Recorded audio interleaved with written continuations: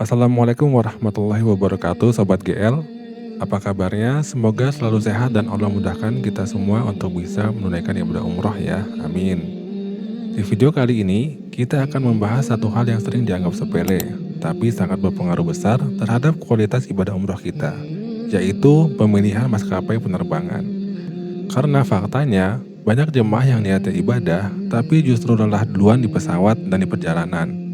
Karena kurang istirahat, atau bahkan stres karena transit yang terlalu panjang.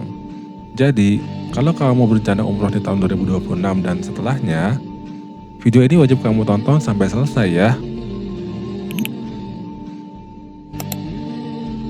Perjalanan umroh bukan perjalanan yang singkat. Rata-rata waktu tempuh dari Indonesia ke Arab Saudi itu 8-14 jam, bahkan bisa lebih jika transit. Dan perlu diingat, setelah landing jemaah tidak langsung istirahat panjang, tapi seringkali langsung menuju hotel, bersiap ihram, bahkan langsung umroh pertama. Kalau dari pesawat saja sudah kelelahan, maka ibadah di Tanah Suci tidak akan maksimal.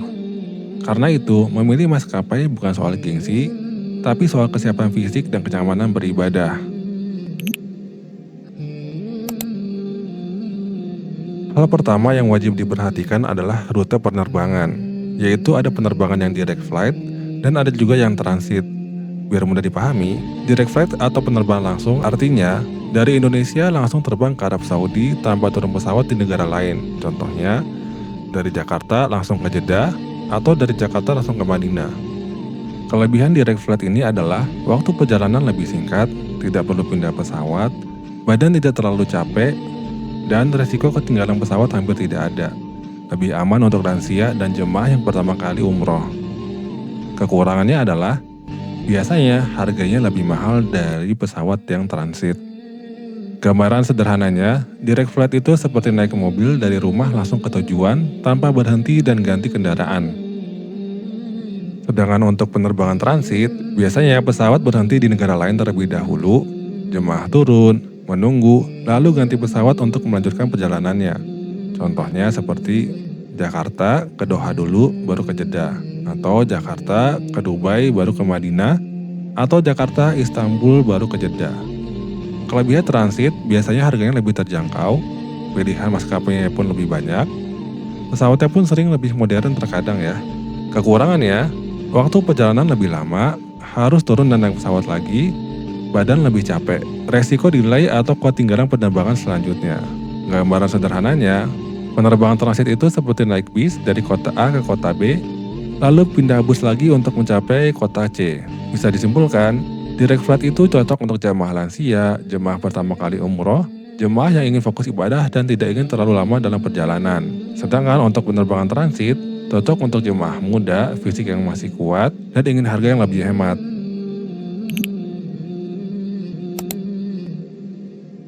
Fasilitas pesawat ini sering dianggap remeh, padahal sangat berpengaruh karena perjalanan yang cukup panjang dan lama. Maka perlu kita perhatikan yang pertama adalah legroomnya atau jarak antar kursi penumpang. Kemudian reclining seat atau kemiringan kursi agar kita nyaman tidur selama perjalanan. Kemudian hiburan dalam pesawat seperti TV screen agar tidak bosan. Makanan minuman yang enak akan membuat perjalanan lebih nyaman. Karena kalau kita mendapatkan kursi yang sempit, akan membuat tubuh kita cepat pegal, makanan yang kurang cocok membuat perut tidak nyaman. Kemudian, kalau hiburannya minim, maka kita akan cepat bosan dan susah untuk istirahat. Makanya sangat penting kamu memilih maskapai yang full service seperti itu ya.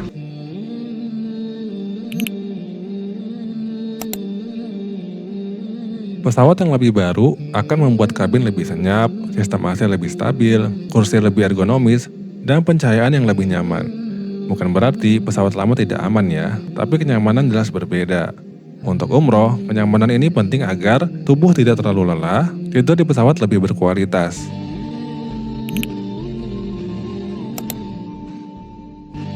Asal maskapai sering mempengaruhi standar pelayanannya, transit, dan koneksi antar bandara.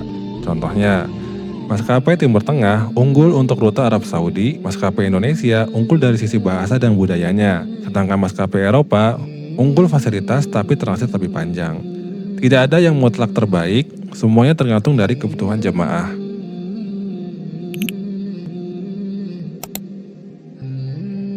Jemaah umroh biasanya membawa koper besar untuk oleh-oleh, air zam-zam, dan yang lainnya. Jadi, kamu harus perhatikan jatah bagasi gratis, aturan bagasi tambahan, layanan kursi roda, atau prioritas boarding lansia.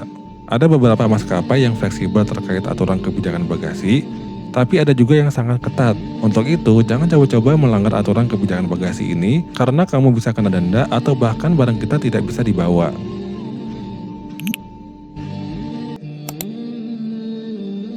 Jadwal penerbangan juga penting ya. Penerbangan di malam hari bisa membuat jemaah lebih mudah untuk tidur dan istirahat. Tapi kalau penerbangan siang hari bisa membuat jemaah lebih cepat lelah. Ketepatan waktu juga krusial karena delay panjang bisa mengganggu jadwal umroh dan mengurangi waktu istirahat kita. Makanya sangat penting bagi kita untuk memilih maskapai yang jarang ada delaynya.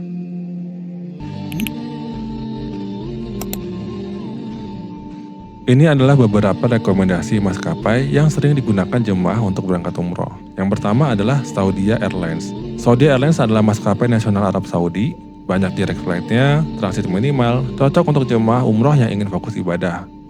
Fasilitasnya pun cukup nyaman dan baik. Yang kedua adalah Garuda Indonesia. Pelayanannya sangat ramah, makanannya cocok untuk lidah Indonesia ya. Direct flight-nya juga banyak tersedia, pesawatnya relatif baru. Nah, ini cocok untuk lansia dan keluarga ya. Yang ketiga adalah Lion Air atau Batik Air. Harganya lebih terjangkau ya. Fasilitasnya ya standar, cocok untuk budget tertentu atau yang ingin hemat. Biasanya digunakan untuk jemaah muda yang biasa traveling. Yang keempat adalah Emirates Airways. Ini pesawatnya bagus ya, fasilitasnya premium, tapi sayangnya dia harus transit di Dubai. Pesawatnya juga modern dan sangat nyaman. Cocok buat kamu yang ingin kenyamanan yang ekstra. Yang kelima adalah Qatar Airways. Pelayanannya sangat kelas dunia, tapi lagi-lagi harus transit di Doha. Kabinnya sangat nyaman, cocok buat kamu yang ingin penerbangan yang tenang. Yang keenam adalah Turkish Airlines, sebuah maskapai dari Turki yang mempunyai fasilitas yang baik dan juga nyaman ya, tapi mempunyai rute yang cukup panjang, dan mereka harus transit di Istanbul dulu. Maskapai ini cocok untuk jemaah yang ingin pengalaman yang berbeda.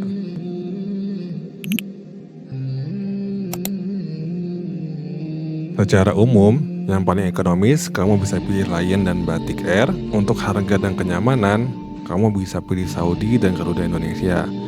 Tapi kalau kamu mau pilih yang premium kelas atas, kamu bisa pilih Emirates, Qatar, dan Turkish Airlines ya. Yang penting, jangan hanya pilih yang murah, tapi pilih yang sesuai dengan kondisi fisik dan niat ibadah kamu ya.